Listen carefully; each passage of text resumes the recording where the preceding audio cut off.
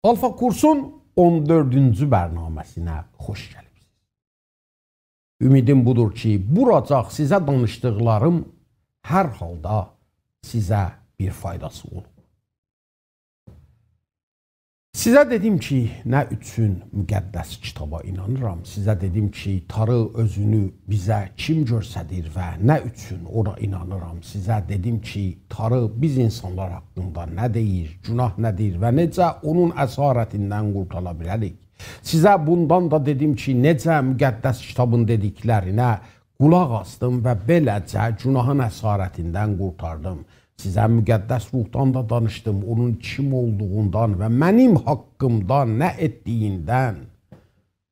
Sonrası sizə ibadətdən danışdım və dedim ki, həqiqi ibadət nədir və Tanrının huzuruna necə gələ bilərik.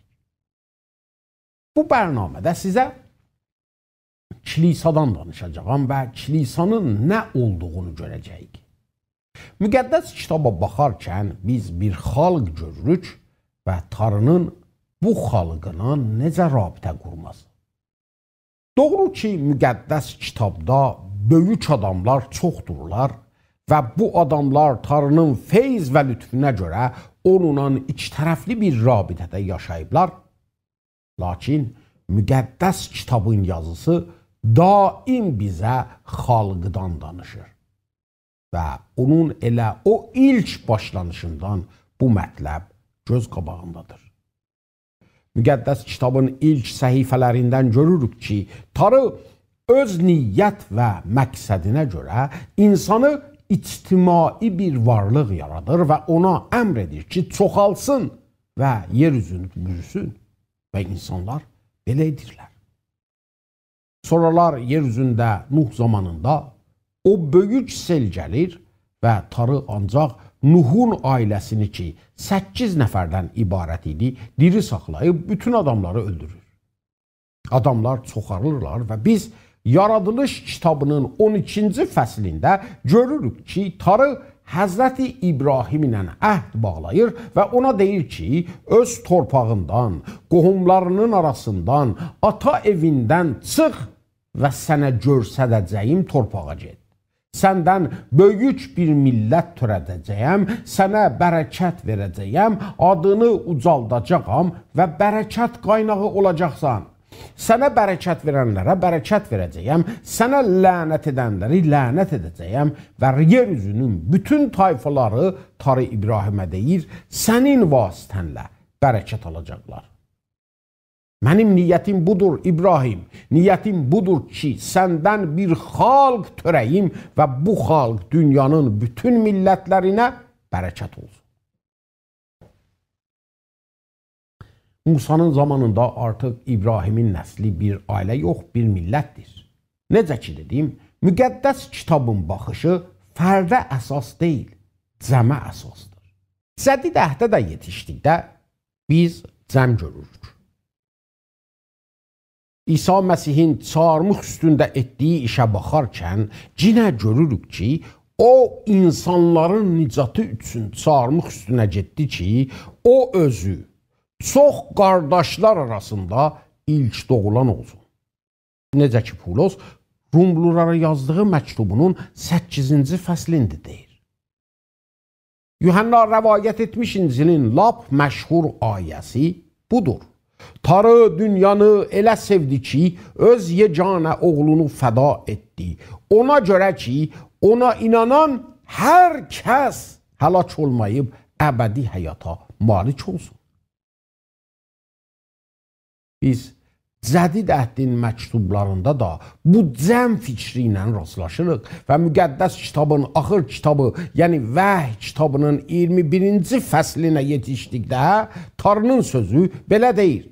İndi Tanrının məskəni adamlar arasındadır. O xalqa ata olacaq, xalq da ona övlad olacaq.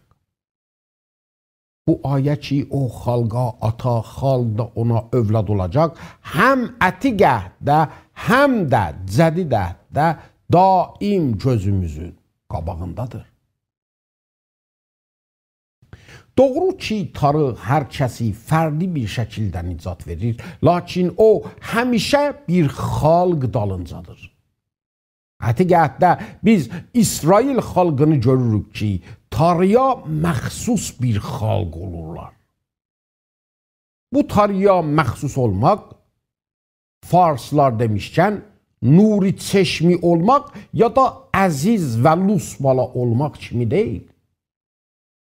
Hərçənd İsrail xalqı özü barədə belə düşünürdü. Ona görə də başqa millətləri rədd edib onlara xor baxırdı. Tarı, insanın nicatı haqda böyük bir məqsədi var idi və bu xalqı seçmişdi ki, bu məqsədi yerinə yetirsin. Tarı onlarla bu məqsədə görə əhd bağlayır. Amma onlar Tarının bu seçimindən səhv düşüncəyə düşüb, başqa insanlara bərəkət olmaq əvəzinə onları daim özlərindən rədd edib Tarının məqsədinə mane olurdular. Və görürük ki, beləcə ətiqət məqsədinə yetişmir.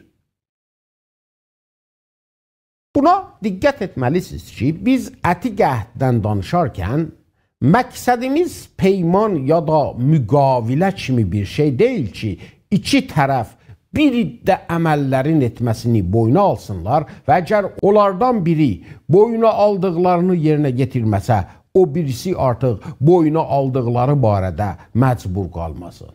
Yox, əhd belə bir müqavilədən danışmır.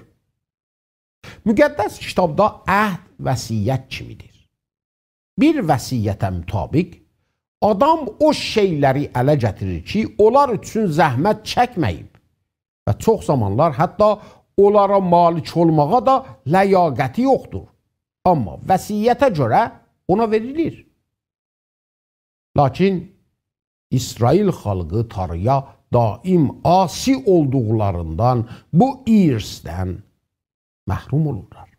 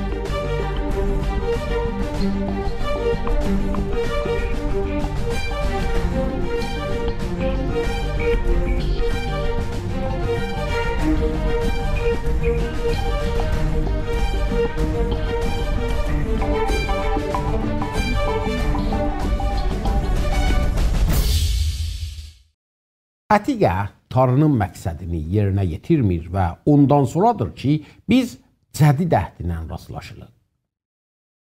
Bu əhd də çox adamları özündə tutur. Əgər xatırlasınız, müqəddəs ruh barədə danışanda sizə dedim ki, necə Tarının alovu Pentikast günündə imanlıların toplantısının başı üstündə durur və onları əvvəl cəm bir şəkildə, sonra da fərdi bir şəkildə təqdis edir. Müqəddəs ruhun bu işi ətiqətdə etdiyi işlə fərq edirdi. Ətiqətdə Tarının od alovu ancaq məbədi təqdis etmişdi və bunu etdikdə onları bir xalq olaraq cəm şəklində təqdis etmişdi.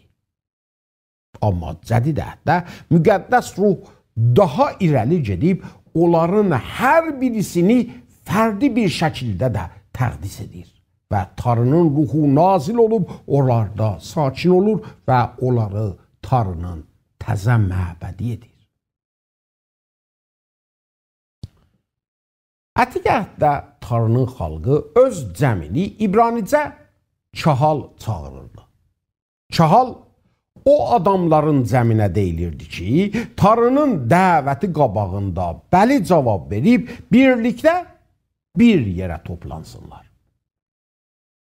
Əgər müqəddəs kitabın çıxış kitabının 35-ci fəsil 1-ci ayəsinə baxaq, görəcəyik ki, Musa necə xalqa bu adla xitab edib, onları bir yerə çağırır ki, gəlib Tanrının sözlərini eşitsinlər.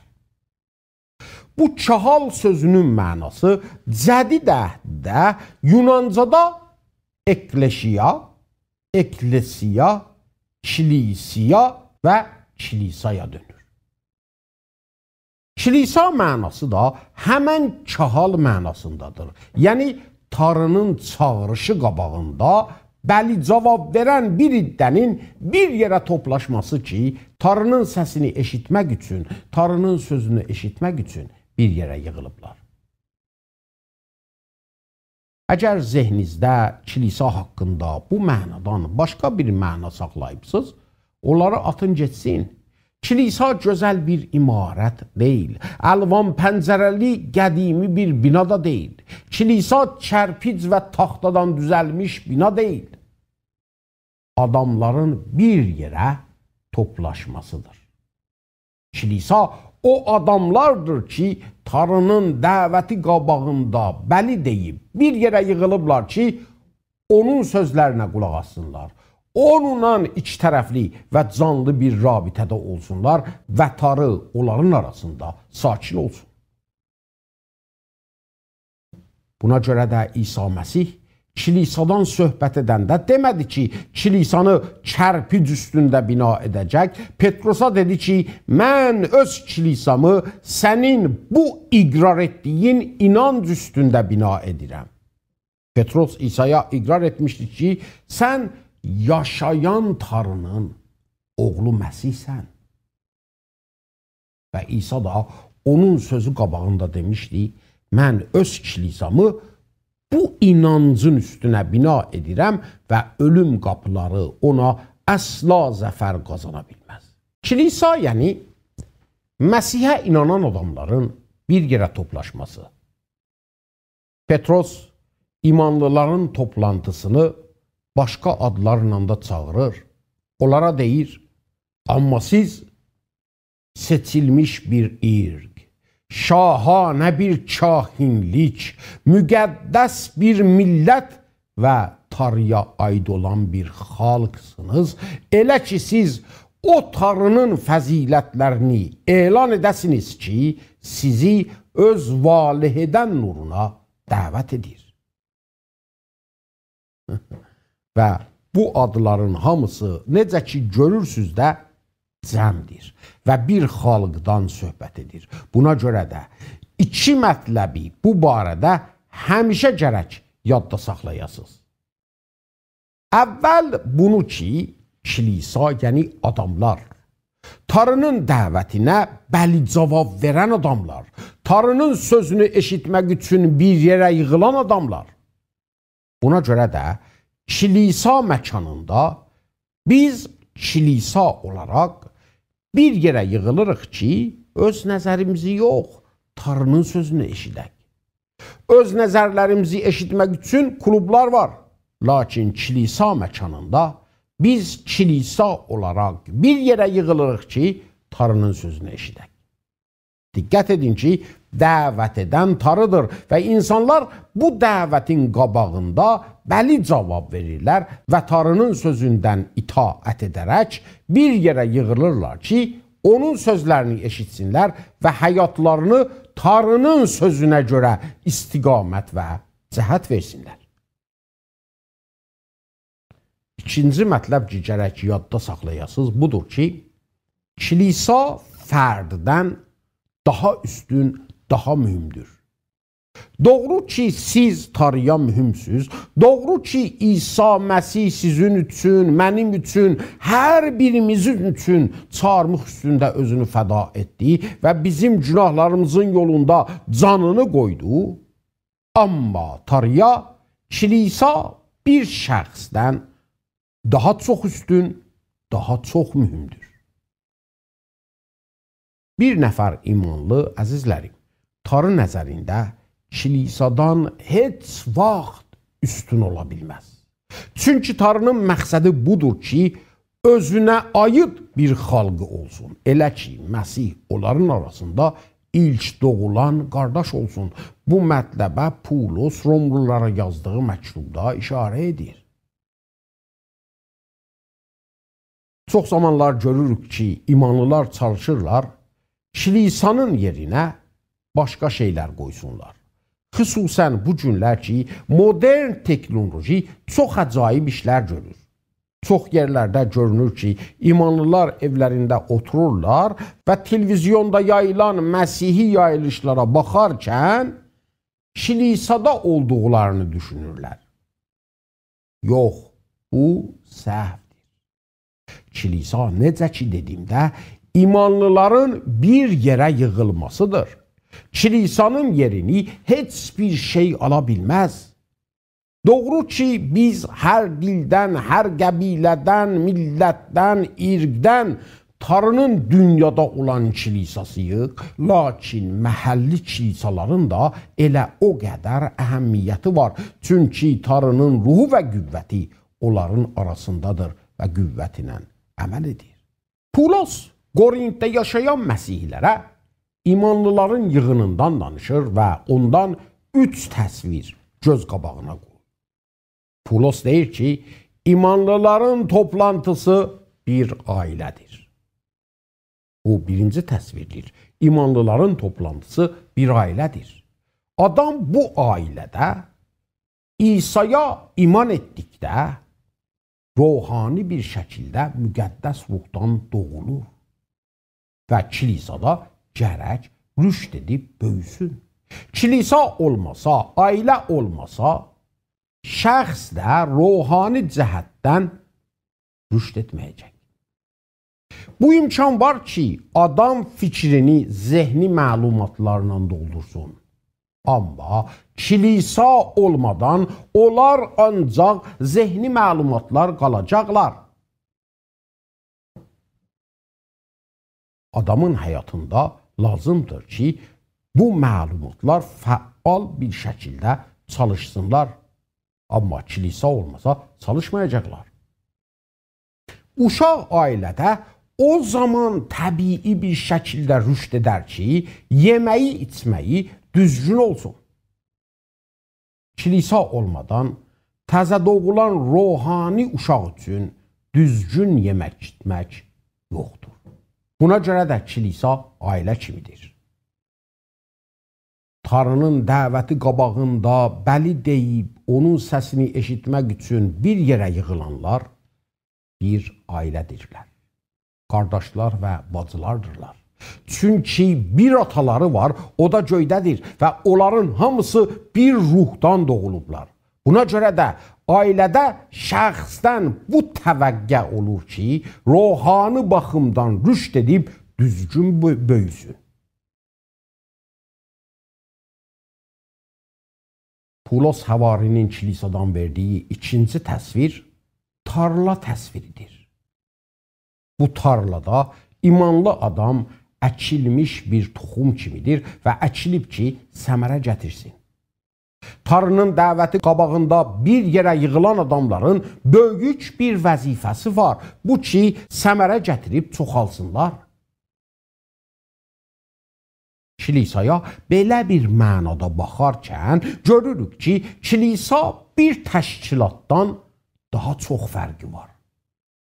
Kilisa daha çoxu canlı bir varlıq kimi əməl edir.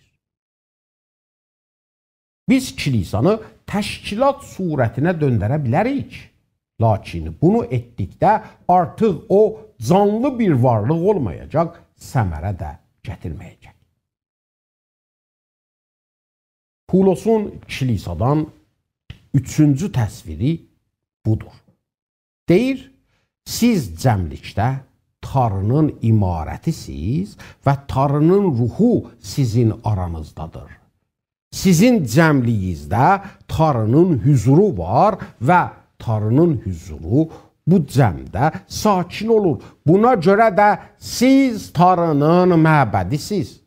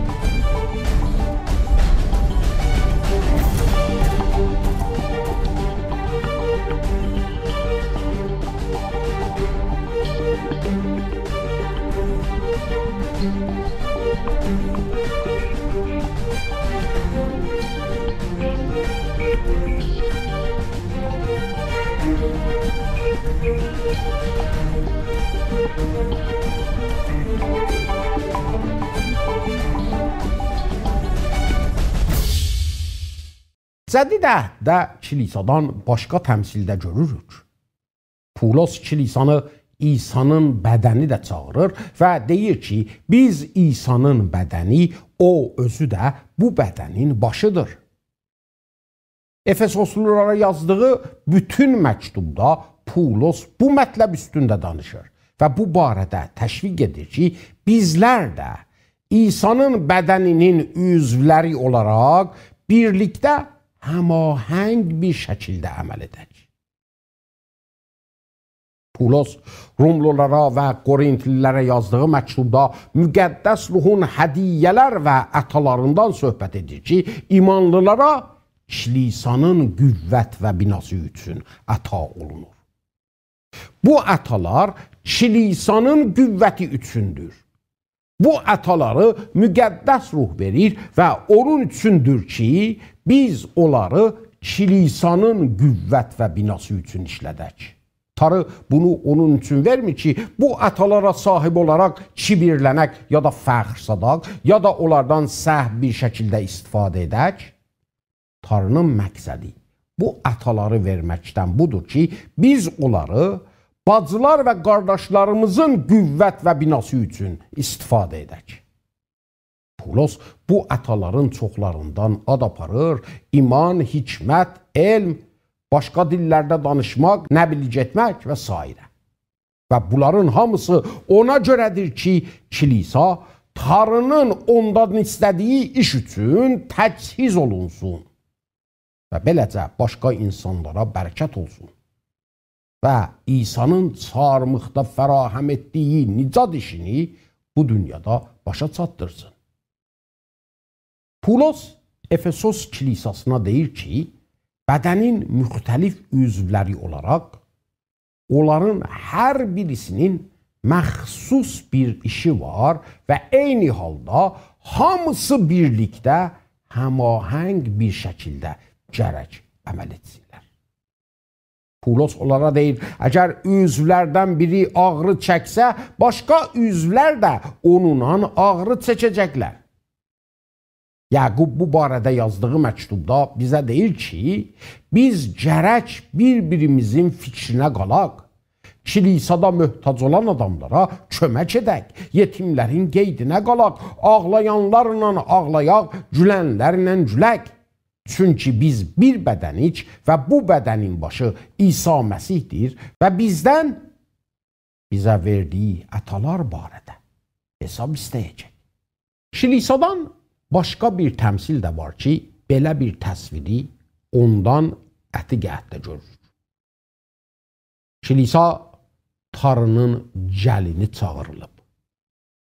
Bu ünvan əvvəl İsrail xalqına verilmişdi, lakin İsrail xəyanət və vəfasızlığına görə onun olan irsi ala bilmədi və ona verilən bütün bərəkətlər kilisaya əta olundu. Ona görə də İsa xalqla danışanda özünü damad çağırır və Vəhy kitabında da quzunun toy məclisindən söz edilir ki, gəlin, yəni kilisa və damad, yəni quzu qurbanı kimi qurban olan İsa Məsih bir yerdədirlər. Axır zamanda imanlıların yer üzündən götürüldüyü zaman göydə quzunun toy məclisi olacaq. Bu təmsildə çox aydın göz qabağına çıxan məna budur ki, Tanrı həmişə öz xalqı ilə məhəbbət və sevgi üstündə rəftar edir. Və onun dramatik bir təsvirini Eşaya Peyğəmbərin kitabının 45-ci fəslində görürük və onun müdhiş surətini Huşə Peyğəmbərin kitabında görürük ki, orada Tanrı bu Peyğəmbərə əmr edir ki, getsin Qomer adında bir arvadla evlənsin və ona deyir ki, bu Qomer fahişəliyə çəkiləcək. Huşə gedib bu arvadla evlənir və Tanrının dediyi kimi olur və huşə nəhayət məcbur qalır ki, bu arvadı buraxsın. Amma bir zaman keçdikdən sonra tarı huşəyə deyir ki, getsin və bu arvadı təzədən qəbul etsin. Və bundan istifadə edib deyir ki, İsrail xalqına de ki, siz mənə belə idiniz. Görün nə qədər çətindir ki, adam belə bir arvadı təzədən qəbul etsin, amma mən sizi qəbul edirəm. İsrail xalqı tarının namusu olaraq gedib bütlər ilə zina etmişdi. Amma görürük ki, tarı huşəyə deyir ki, İsrail xalqına desin ki, gərçi siz mənimlə belə edibsiz, amma mən yenə hazıram sizi öz yanıma qəbul edəm, əgər mənə tərəf dönəsiz.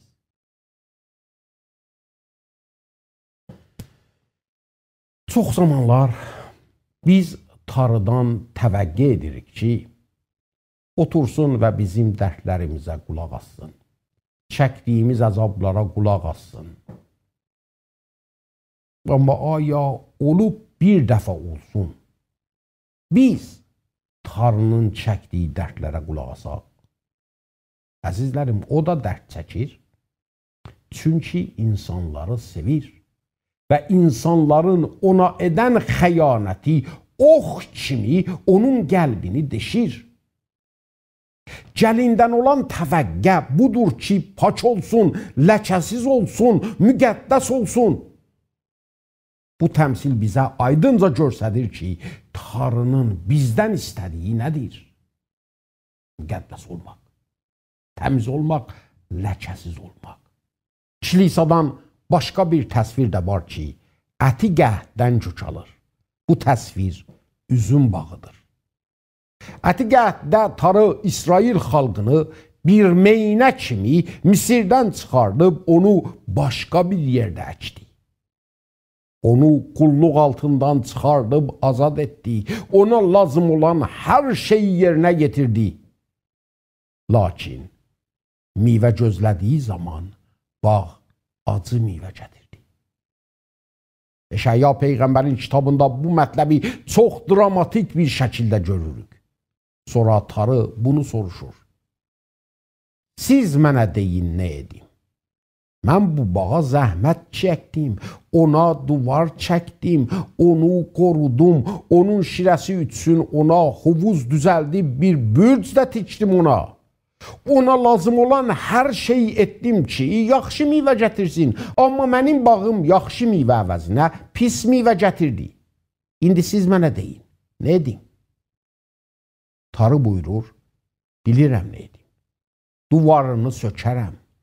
Hovuzunu, burcunu viran qoyaram, oranı heyvanların yuvası edərəm. Tarının öz xalqı İsrail haqqında dediyi söz bu idi. Tarı İsrail üçün hər şey etmişdi, lakin bu xalq ona utanc və başı aşağılıq gətirmişdi. Bu millətin tarixinə baxarkən görürük ki, daim tarısına xəyanət edir, bütpərəst olur. Və nəhayət görürük ki, tarının müqəddəsliyi hərəkətə keçir. Mümkündür bu xalqın tarixinə baxarkən özümüzü daha yaxşı görək. Amma gəlin həyatımıza sədaqətinə baxaq. Görün necə hər gün tarının qəlbini qırırıq. Görün necə hər gün onun feyz və lütfündən istifadə edirik. Məgər tarı dəyişilib? Əlbəttə ki, yox. Tarı əsla dəyişilməyib. Tarı İsrail xalqından istədiyini, əzizlərim, kilisadan da istəyir. Petros yazdığı məktubda belə deyir. Amma siz seçilmiş bir irq, şahanə bir kahinlik, müqəddəs bir millət və tarıya aid olan bir xalqsınız. Elə ki siz o tarının fəzilətlərini elan edəsiniz ki, sizi öz valihedən nuruna dəvət edir. Petros bu sözləri kilisa haqqında deyərkən təkid edir ki, kilisa müqəddəs olmalıdır. Dünyanın məhəklərindən, dünyanın əyarlarından, dünyanın ərzişlərindən, dünyanın dəyər verdiklərindən özünü ayrı saxlamalıdır. Müqəddəs olmaq, yəni bu. Çox təəssüf ki, bu günlərdə belə şeylər gözə dəymir. Bu günlər həqiqət mütləq vəziyyətindən nisbi hala düşüb. Həqiqətin nə olduğu artıq adamdan adama fərq edir. Birinə həqiqət olan o birisinə artıq həqiqət deyil. Əksəriyyətin sözü irəli gedir, hətta səhv olsa belə. Kilisa gərək Tanrının mütləq həqiqətindən itaət etsin. O həqiqətdən ki, hamı adamlar üçün birdir. Petros məktubunun 2-ci fəzil 9-cu ayəsində yazır, siz kahinlərsiniz. Ətiqətdə Tanrı kahinləri seçirdi və onları məsh edirdi ki, onun hüzurunda xalqı təmsil edib, xalq üçün şəfaət etsinlər. Peyğəmbərləri də Tanrı seçirdi, lakin onun üçün ki, onun sözünü xalqa yetirsinlər. Lakin kahinlər xalqın təmsilçisiydilər.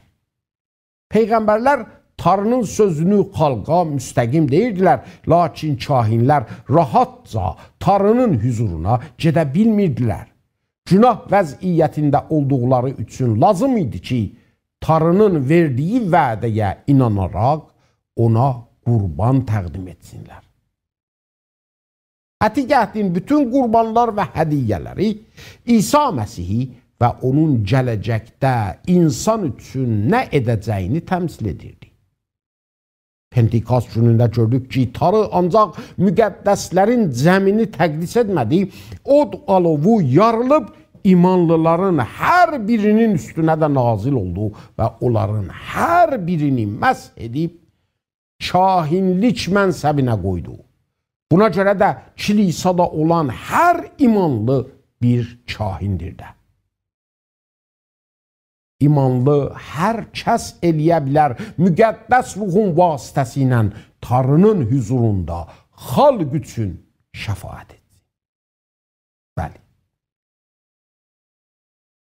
Siz müqəddəs bir xalqsınız. Bunu yaddan çıxarmayın. Siz şahanə bir xalqsınız. Bunu yaddan çıxarmayın. Siz Tanrıya məxsus bir mülksüz. Bunu yaddan çıxarmayın. Siz kahinsiz. Bunu yaddan çıxarmayın. Buna görə də kilisadan zehninizdə olan başqa mənaları eşiyə atın. Kilisa müqəddəs binalar kimi bir bina deyil. Doğru ki, bu müqəddəs məkanlara gedəndə bizdə məxsus bir his yaranır. Lakin bu his heç bir yeri müqəddəs edə bilməz. Kilisa bina deyil. İmanlıların bir yerə yığılmasıdır. İmanlılar hər yerdə bir yerə yığılıb Tanrının sözünə qulaq asalar, ora kilisadır. Və onların cəmi gərək müqəddəs bir cəm olsun. Çox zamanlar kilisada adamlardan yava-yava rəftarlar görülür. Səbəb budur ki, bunlar kilisanın nə olduğunu və özlərinin də nə olduqlarını dərk etməyiblər. Həvari Pulos Qorintdə yaşayan imanlılara bunu xatırladır. Məgər bilmirsiniz ki, siz Tanrının məbədisiniz və Tanrının ruhu sizdə sakindir. Buna görə Tanrının məbədini xarab edən hər kəsi Tanrı həlak edəcək. Yəni, hər kəs ki, Tanrının bu müqəddəs məbədinin ziddinə qalxsa, Tanrı onu ayaq altında əzəcək. Bəli, əzizim, şəxs Tanrı üçün mühümdür. Lakin kilisa Tanrı üçün şəxsdən daha da mühümdür. Tanrı həmişə özünə bir xalq axtarır, bir ailə. Buna görə sizə tövsiyə edirəm ki, kilisadan belə bir mənanı fikirdə saxlayın və dua edin ki, Tanrı sizə ruhani ətalar bəxş etsin, elə ki, siz də Məsihin bədəninin bir üzvü adında başqa üzvlərlə həmahəng və birlikdə onun bina və qüvvəti üçün çalışasınız. Bu barədə hətmən şəbanlarınızla məşvərət edin. Tarı onları sizə xidmət etmək üçün qoyub. Lakin bilin ki, onlar sizin yox, tarının xidmətçisidirlər və vəzifəyə qoyulublar ki, sizi tarının istədiyi kimi xidmət etsinlər. Onlar sizin üçün tarının hüzurunda cavabdehdirlər. Ona görə də onlara ehtiram və hörmət etməlisiniz.